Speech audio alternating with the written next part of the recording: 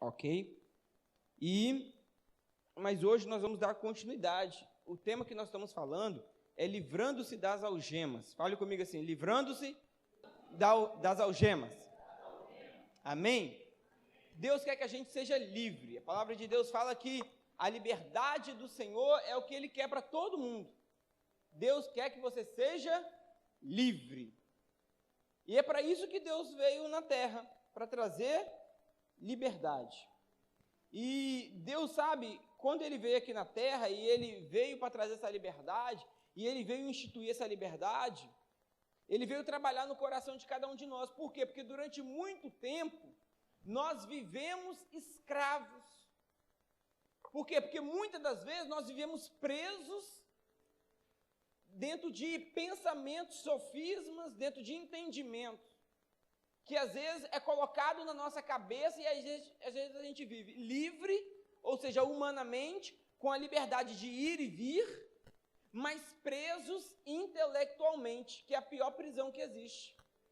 A pior prisão que existe não é aquela que você está preso dentro de quatro paredes, mas é aquela que você está preso dentro de um entendimento. Porque uma pessoa que está presa dentro de um entendimento, querido, ela, na verdade, ela nunca conseguirá viver 100% daquilo que Deus tem para ela. Porque sempre que Deus quer levar ela para viver algo novo, ela tem medo. Ela sempre vai se viver limitado. Por quê? Porque ela nunca vai conseguir viver a liberdade completa. Sabe? E nós viemos falando sobre isso. E nós também falamos que Deus tem uma coisa que parece com as pessoas rejeitadas, né? Falamos sobre uma palavrinha que muitos falam, que é o não tô prê. Fala para o irmão que está aí pertinho de você assim, irmão, não diga isso. Fala assim, nunca mais fala isso. Não estou preparado. Irmão, às vezes isso sai da nossa boca, irmão. Você já pensou que cúmulo absurdo? E às vezes a gente fala assim, não estou preparado. Irmão, e quando a gente fala isso, muitas das vezes a gente está partindo do ponto de quê? De que às vezes a gente está incapacitado para alguma coisa. Mas deixa eu te falar, a gente nunca vai estar 100% preparado para nada. Você pode fazer uma faculdade, você pode fazer um mestrado, doutorado, e todo mundo que faz isso, no final vai falar para você assim, eu não me sinto ainda preparado.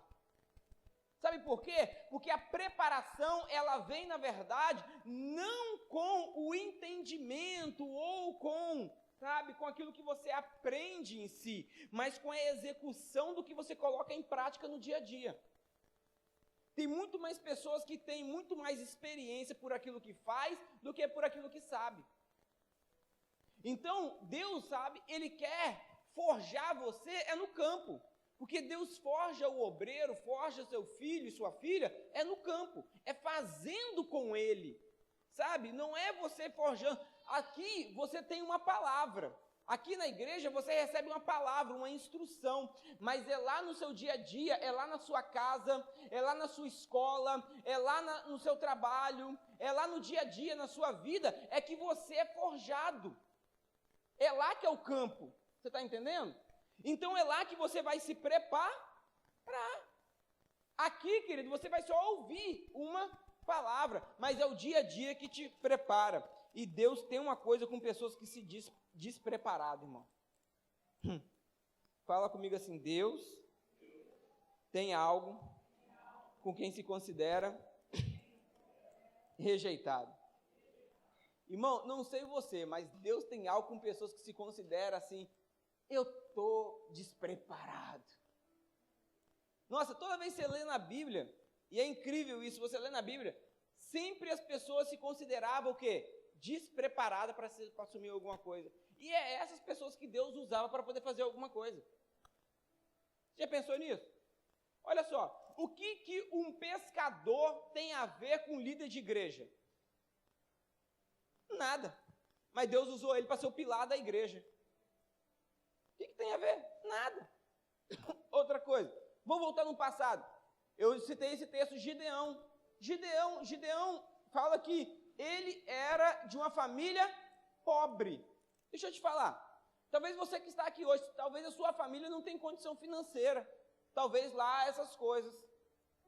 Gideão tinha uma família pobre e o pior, ele ainda era o menor da sua casa. Talvez a sua família não tenha posses, condição financeira. Talvez você seja ainda o menor da sua casa, aquele rejeitado, a rapa do tacho, aquele que todo mundo ainda até roubava os brinquedos, ficava com o resto da roupa, né? Aí você fala assim, será que Deus vai me usar, pastor? Sim, Deus vai te usar. Deus pegou Gideão e transformou num dos maiores líderes de Israel. Aí você fala assim, mas porque Gideão, não. Gideão, querido, ele não tinha capacidade nenhuma de liderança, ele nunca foi líder, ele nunca fez uma escola, ele nunca participou de um seminário de liderança, ele nunca preparou, ele nunca foi para um exército para se preparar para depois, não. Deus pegou ele, não sabia nada, tirou ele lá de baixo e colocou ele como? Mas ele se julgava o quê? Despreparado. Eu não estou preparado. Você quer ver uma outra coisa? Eu não citei isso na semana passada, mas existe também dentro da história de Juízes um homem chamado Jefté. Não sei se você já ouviu falar sobre a história dele. Esse homem, ele foi gerado por uma mulher e essa mulher era prostituta. Jefté, ele foi gerado por um relacionamento extraconjugal. Jefté, ele foi rejeitado da casa do seu pai. Jefté foi abandonado, Jefté não teve amor nem de pai nem de mãe. Talvez você que está aqui, talvez isso foi fruto, talvez de um estupro. Talvez rejeitado pelo seu pai, rejeitado pela sua mãe. Talvez você não teve amor. Aí você diz, pastor, eu não tive nada, eu não tenho condição. Sabe, eu fui rejeitado desde até do ventre da minha mãe. Será que Deus pode me usar? Deus pode, porque Deus pegou Jefté, que foi rejeitado por todo mundo, e transformou ele também num grande líder de Israel. Você está entendendo isso? Deus pega, querido, quem não é e transforma em quem é. Aí você fala assim, mas pastor, eu cheguei novo na fé, cheguei ontem aqui na igreja, eu sou novo, ainda estou começando a engatilhar, será que Deus pode me usar? Também pode. Deus pegou Jeremias. Jeremias era um menino novo na fé, Jeremias não tinha capacidade nenhuma, Jeremias não tinha entendimento ainda nenhum, e ele ainda falou para Deus, Senhor, eu ainda sou novo. O que Deus fala para Jeremias? Jeremias, quem vai colocar a palavra na tua boca sou eu. Quem vai falar por você sou eu, Jeremias, eu só quero que você vá, porque na hora H quem vai falar sou eu. Então, querido, não tem que dar desculpa. Um dia Moisés estava em cima do monte apacentando um rebanho. E aí Deus visita Moisés e fala assim, olha, eu quero que você vai libertar meu povo. Moisés, querido, durante 40 anos foi treinado. Os primeiros 40 anos de Moisés, ele serviu no Egito. Como príncipe do Egito, Moisés teve os melhores professores. Moisés, com certeza, era poliglota. Sabia falar mais de 2 línguas. Moisés, ele tinha capacidade intelectual. Moisés, ele era preparado. Porque Moisés, os primeiros 40 anos de Moisés, foi como príncipe no Egito.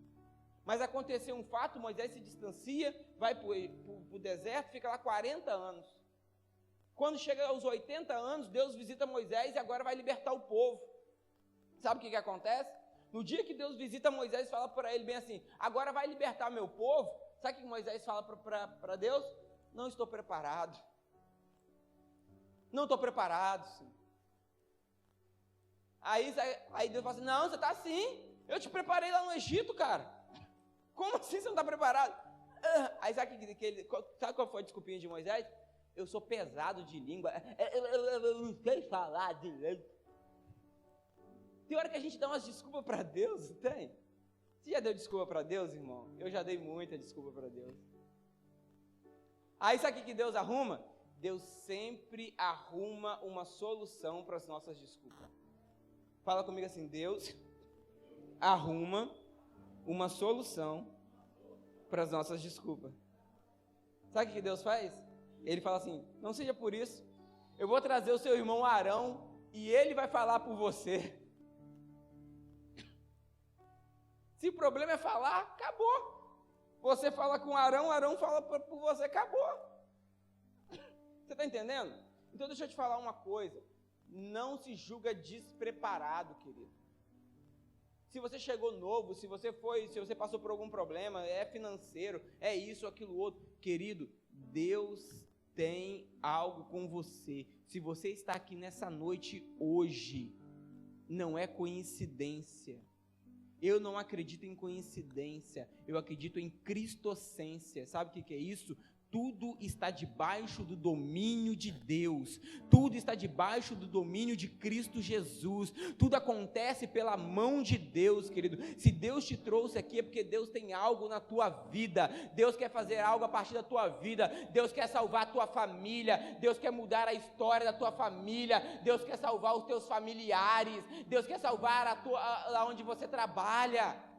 Deus quer mudar a história, querido, dessa nação. Deus quer mudar os teus vizinhos. Deus, sabe, para de ficar reclamando do teu vizinho. Deus quer começar a influenciar os teus vizinhos, mas é a partir da tua vida. Mas eu é você. Mas eu é você. Pare de dar. Então fala para o irmão que está do lado assim, acabou, desculpa. Fala assim, hoje foi o último dia. Amém? Sabe o que eu aprendi? Isso aqui fica de ensinamento. Presta bastante atenção no que eu vou te dizer, que isso aqui é muito forte, que Deus falou comigo.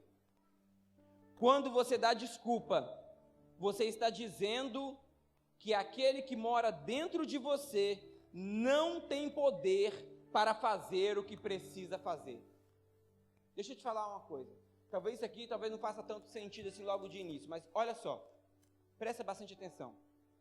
Quando você aceitou a Jesus, quem veio morar dentro de você? Quem? O Espírito Santo. Quem é o Espírito Santo? Deus, amém? Sim ou não?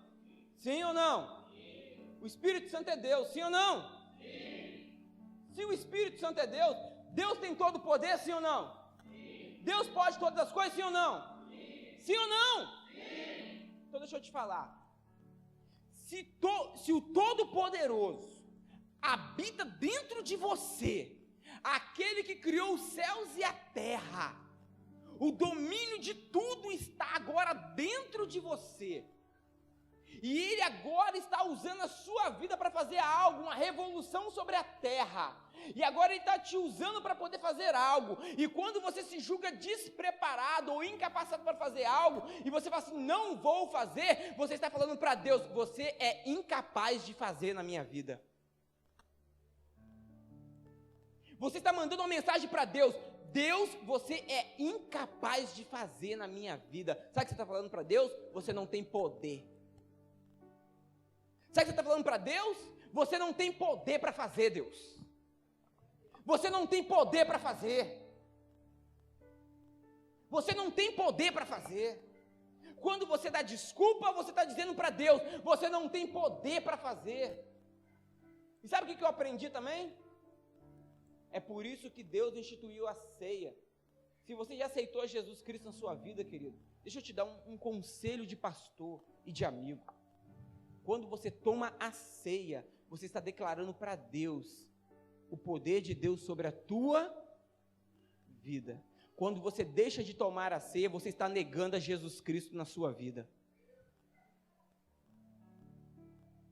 Quando você deixa de tomar a ceia, você está negando o poder de Deus na tua vida, porque você está dando liberdade para que o poder do pecado seja maior do que o poder salvador de Cristo na tua vida. Você está entendendo isso? Porque na Bíblia está escrito, só existe Deus e o diabo, luz e trevas. Quando você dá vazão a Deus, então você recebe da parte de Deus. Quando você não faz isso, automaticamente você dá para o outro lado. Não tem um meio termo. Então deixa eu te dar um conselho, querido. Não dê desculpa. Não dê. Quando aparecer uma oportunidade, fale. Quando o Espírito Santo vier no teu coração, fale. Pastor, mas se não der certo, não cabe sua responsabilidade. A responsabilidade é de Deus. Se Deus mandou você falar, pastor, mas se fulano não se converteu, se ele não se converteu, não é sua responsabilidade, porque quem convence o homem do pecado, da justiça e do juízo é o Espírito Santo de Deus. Quem transforma o homem não é você, é Deus. A sua função é declarar, é profetizar. Jeremias pregou durante 30 anos, ninguém se converteu. Jeremias pregou durante 30 anos, ninguém se converteu. Deixa eu te falar, Jeremias foi um fracasso? Não. Ele fez o que Deus mandou ele fazer. Ele foi um sucesso como profeta, porque ele não se calou, enquanto outros se calaram. Deixa eu te falar, aquilo que Deus mandou você fazer, faça conforme as tuas forças. Execute, porque aquilo que compete a você, faça, e aquilo que compete a Deus, Ele vai fazer. Amém? Mas hoje eu quero me deter sobre outra coisa. Fala comigo assim, justiça própria. Lucas capítulo 15, verso de número 11.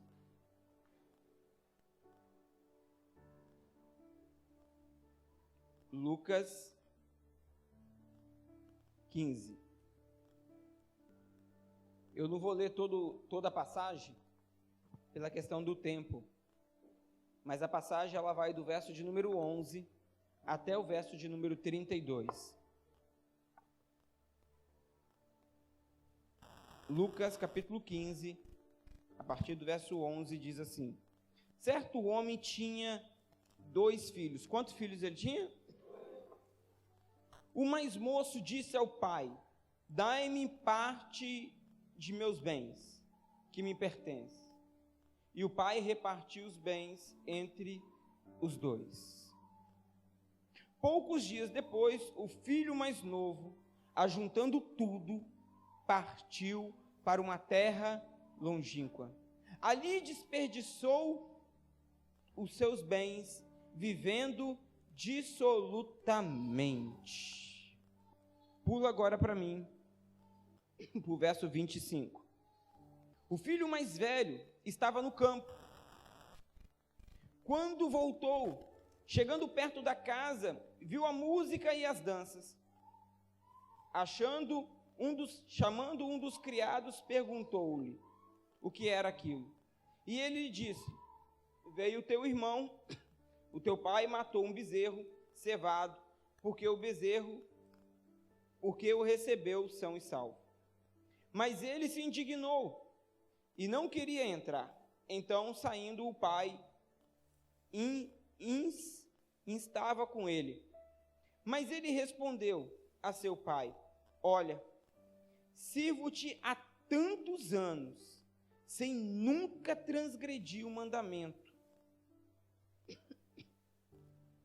Nunca me destes um cabrito para alegrar-me com os meus amigos. Vindo, porém, este teu filho, desperdiçou os teus bens com meretrizes. Tu mandastes matar para ele um bezerro cevado. Respondeu-lhe o pai: filho, tu sempre estás comigo, e todas as minhas coisas são tuas. Mas era justo alegrarmos e folgarmos, porque este teu irmão estava morto e reviveu, estava perdido e foi achado.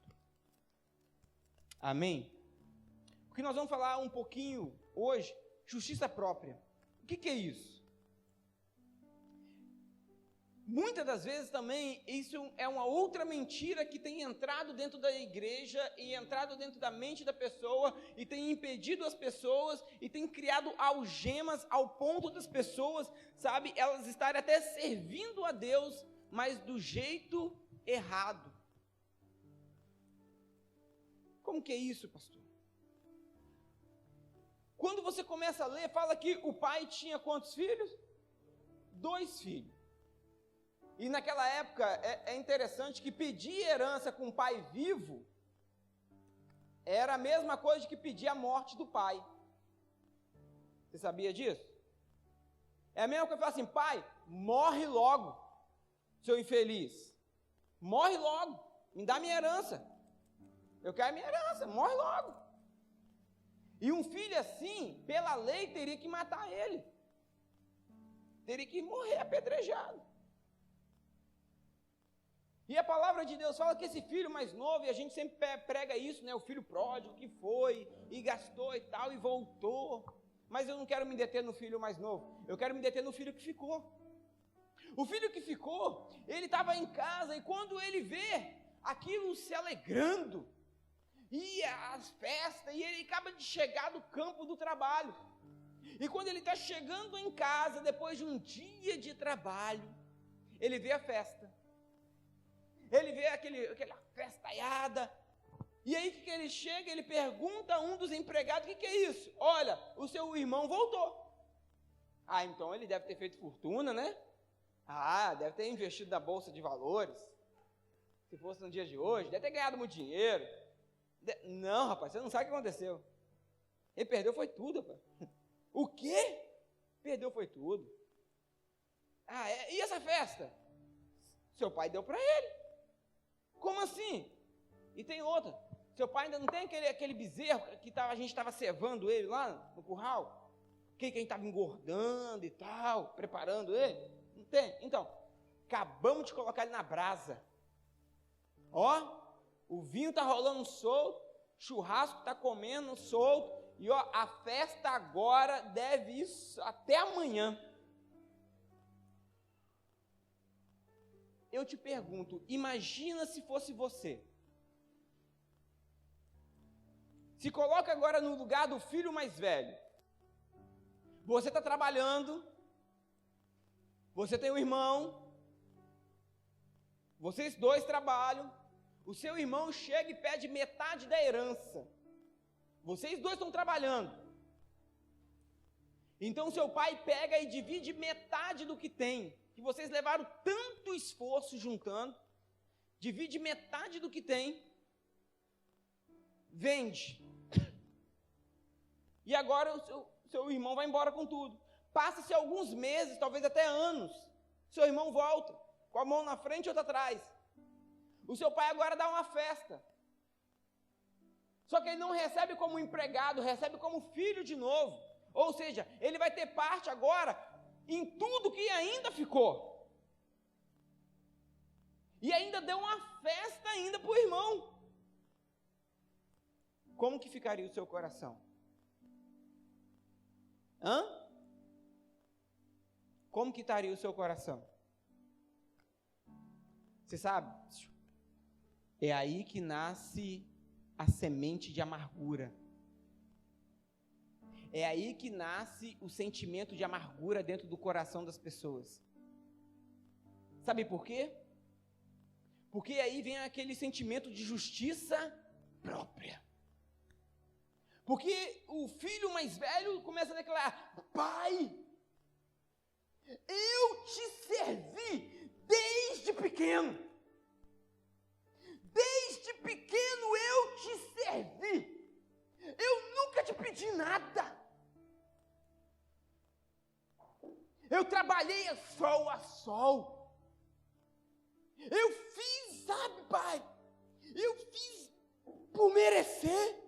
O senhor nunca me deu um cabrito sequer, nem uma galinha, nem uma pomba sequer. Mas esse seu outro filho, vagabundo aí, voltou, só matou foi um bezerro. Está todo mundo aí, ó, comendo bezerro. Eu acabei de voltar do campo, trabalhando. Mas o teu filho voltou da gandaia. Eu acordei às 4:30 da manhã e fui para o campo trabalhar, porque quem sabe que quem trabalha na roça, acorda cedo, não é verdade? Quem aqui já trabalhou na roça? Não acorda cedo? Não é, William? Dorme cedo também lá, né? É diferente da cidade. Na cidade você dorme tarde e às vezes acorda tarde. Mas na roça, até para jantar, às vezes janta às 6 horas da tarde, né? 5 horas da tarde está jantando. É a janta. Quando eu fui na roça, era 5:30 da tarde, Aí chegaram para mim assim, tá aqui o prato de comida. Eu falei assim, quê? Eu vou tomar café agora. Eu falei assim, nossa Deus, meu Deus, eu janta essa hora? Meu Deus do céu. Quando foi lá pro lado de 9 horas da noite, a barriga estava... Meu Deus do céu. Gente, que prova.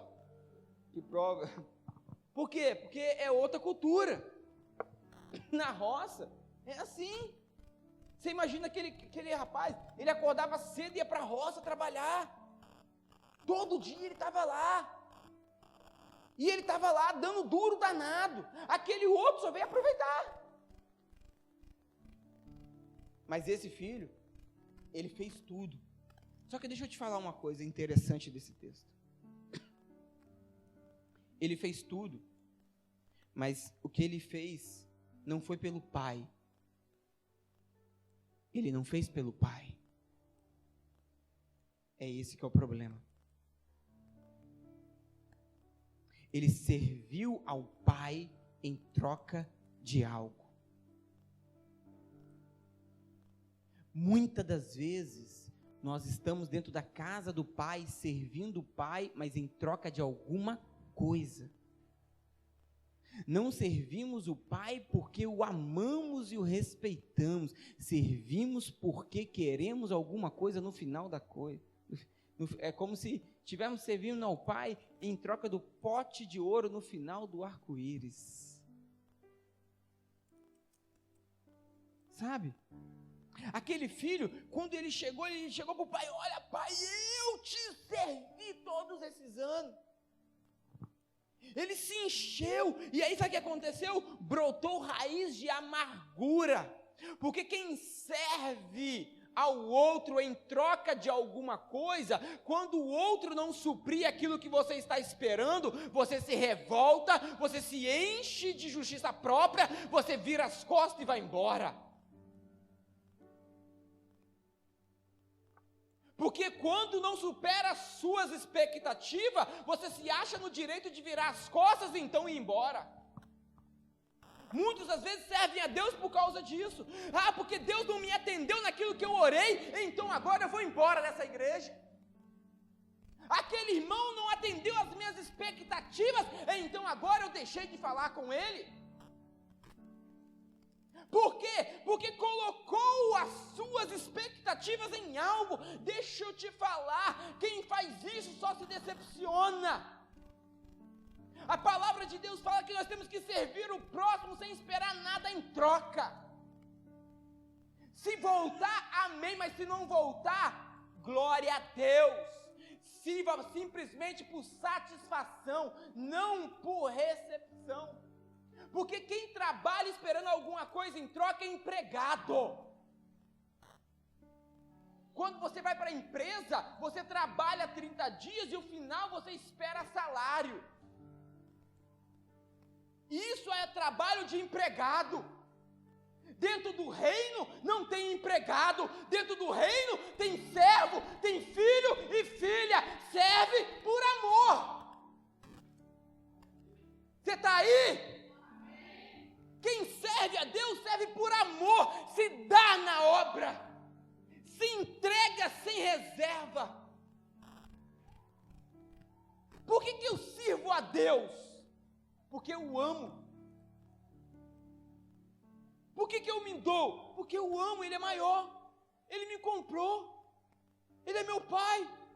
Mas se fulano não fizer isso, e daí? Eu continuo amando ele do mesmo jeito. E se ele virar as costas para você?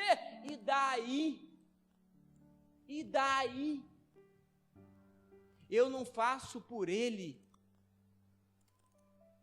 Você está me entendendo? Quem serve a Deus não espera receber. A palavra de Deus fala: feliz aquele que dá do que aquele que recebe. Porque quem espera, querido, receber, sempre vive decepcionado. Eu encontro com algumas pessoas e vejo pessoas tão decepcionadas. Pastor, estou frustrado com esse casamento. Por quê, meu querido? Ah, porque eu esperava que fulano fizesse. Deixa eu te falar, você sempre vai se frustrar nesse casamento. E não é só nesse casamento, não. É qualquer outro homem ou mulher que você arrumar no resto dessa vida. Sabe por quê? Porque você está colocando as suas expectativas em cima de pessoas, em cima de seres humanos. Você está esperando algo em troca, barganha. Aquele filho, eu te servi, cheio de justiça própria.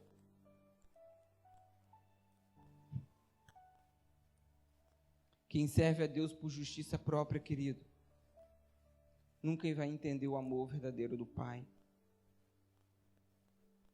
Deixa eu te falar uma coisa que Deus falou muito fortemente no meu coração.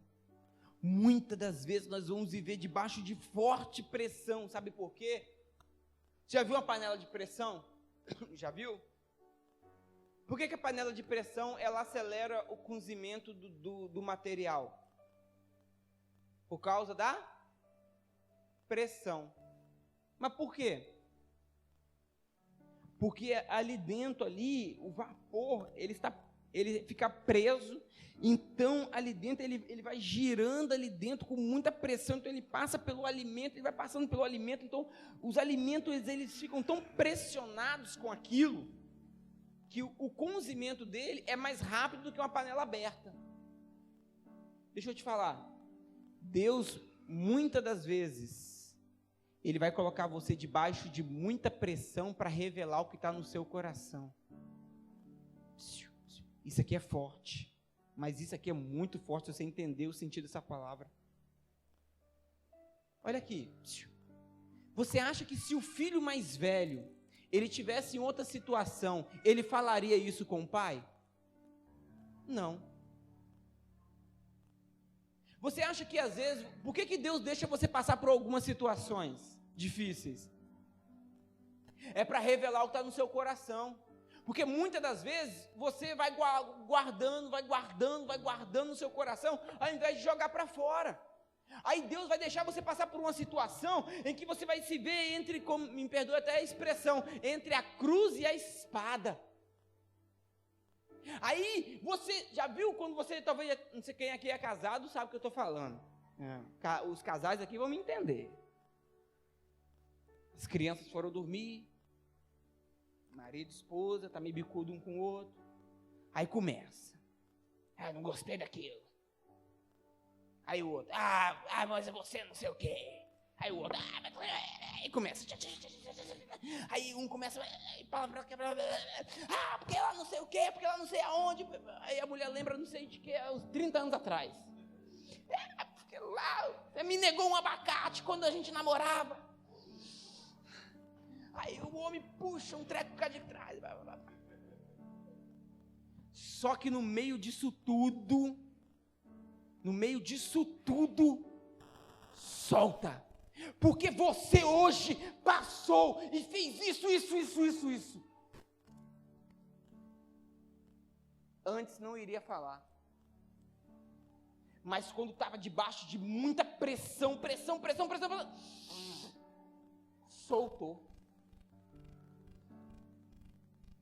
Deixa eu te falar, Deus não quer que a gente tenha que passar por isso, mas muitas das vezes a gente passa pela pressão para poder sair o que está dentro do coração, porque a palavra de Deus fala que a gente só tem a cura quando sai pela boca, enquanto você deixa aqui dentro, você está doente, e quando você engole, você adoece, é como câncer, ele te corrói por dentro, ele te mata. Esse filho mais velho estava morto por dentro, tua alma estava morta. Ele servia ao pai, mas não por amor, por obrigação. Mas no dia que essa situação se revolta, ele coloca para fora tudo aquilo que ele estava engasgado até aqui. Você está aí?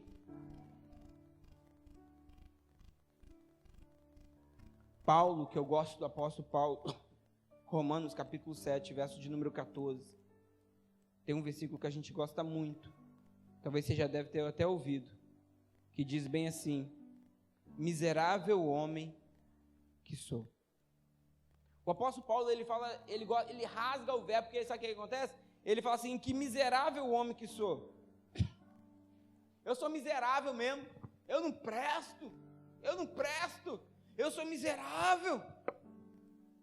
E a gente precisa aprender, querido, que quando a gente confessa e joga para fora, a gente tem a cura em nosso coração. Quando temos a justiça própria, querido, nos separamos da graça de Deus. E confiamos no merecimento próprio, e assim nos distanciamos da graça de Deus. Deixa eu te falar uma coisa. Toda vez que você confia na sua justiça própria, você se separa da graça. Como é que é isso, pastor?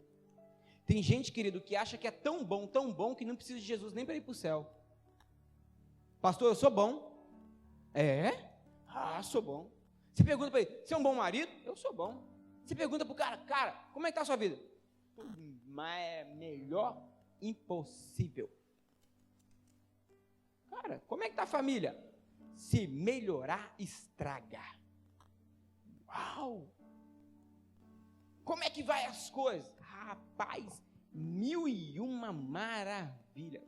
Rapaz. Cara, pega essa família, leva para uma ilha, isola ela. Porque nós encontramos a família perfeita sobre a terra.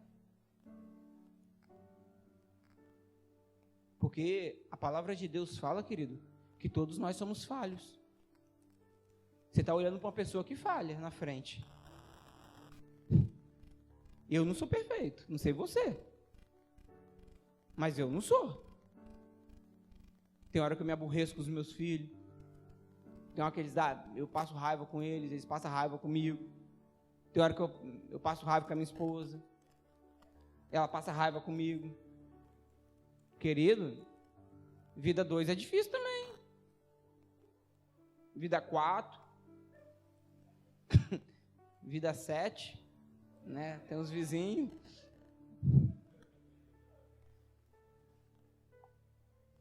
Deixa eu te falar uma coisa. Não tem pessoa sobre a terra, querido, que não tenha dificuldade e problema. Agora o inimigo coloca na sua cabeça que você é perfeito e você não precisa de ajuda. Aí você se enche de justiça própria. Eu sou perfeito, cara. Aí sabe o que acontece? Teve um homem que um dia chegou para Jesus e falou assim, bom mestre. Olha que camarada bom, cara. Bom mestre. É, rapaz, você é bom. O que farei para herdar a vida eterna? E Jesus virou para ele e falou assim, meu filho, honra teu pai e tua mãe, né? Seja obediente, faça isso, faça aquilo outro, papapá, faça isso e terás um lugar no céu. Jesus virou e continuou conversando com os seus discípulos. Afinal de contas, Jesus estava já conversando com os discípulos. Sabe o que aconteceu? Ele, querendo se encher de justificativa própria, encher o seu ego, ele virou e falou assim, falta-me alguma coisa ainda, mestre? Que ele queria que Jesus exaltasse ele. Aí Jesus futuca justamente o pontinho. Vai, vende tudo que você tem, dá aos pobres, vem e segue-me. Deixa eu te falar uma coisa. No Novo Testamento, é a única pessoa que Jesus oferece uma oportunidade de se juntar aos 12 discípulos. Se você perceber bem, no Novo Testamento, é a única vez que Jesus dá a oportunidade de se juntar aos 12 discípulos e se tornar 13. Você está entendendo? Esse homem, ele abriu mão. Porque a palavra de Deus fala que ele se entristeceu porque ele tinha muito dinheiro. Por quê? Porque ele até obedecia as demais coisas, mas um dia ele olhou para dentro de si e falou assim, eu amo o dinheiro.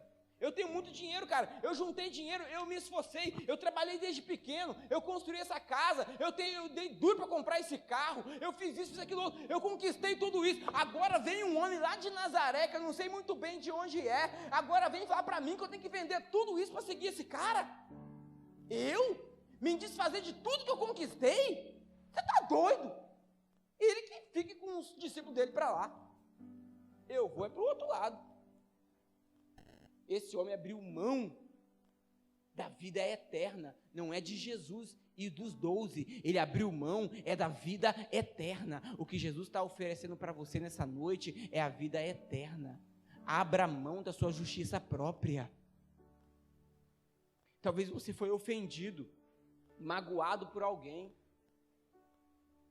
Talvez a igreja te magoou. Talvez a pessoa te ofendeu. E aquilo entrou no seu coração e você ficou ofendido. Aí, mas eu, pastor, eu fiz tanto. Deixa eu te falar. Se isso entrou no seu coração, deixa isso sair hoje. Porque enquanto estiver no seu coração, isso vai te matar. Quem enche de justiça própria, querido, não experimenta o verdadeiro milagre da vida.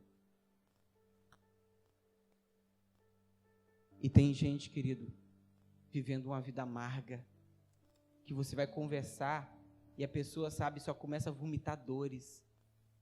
Você começa a conversar 30 minutos com a pessoa e ela só fala de amargura. Sabe por quê? Porque a vida feriu. E ela, porque me machucaram, porque isso. Deixa eu te falar, querido. O mundo está aí, o mundo não é fácil. É difícil. Por isso que o Senhor Jesus falou, querido. Ele disse, eu vim para servir e não para ser servido. Se vocês quiserem ser meus discípulos, entendam esse princípio. Quando vocês servem, vocês se enchem de alegria aqui dentro. Um prazer de um dever cumprido, que dinheiro não paga, nada pode te dar, a não ser aquele que colocou esse prazer aí dentro. Romanos 11:36 diz, porque dele, por ele e para ele são todas as coisas. Glória, pois, a ele eternamente. Amém.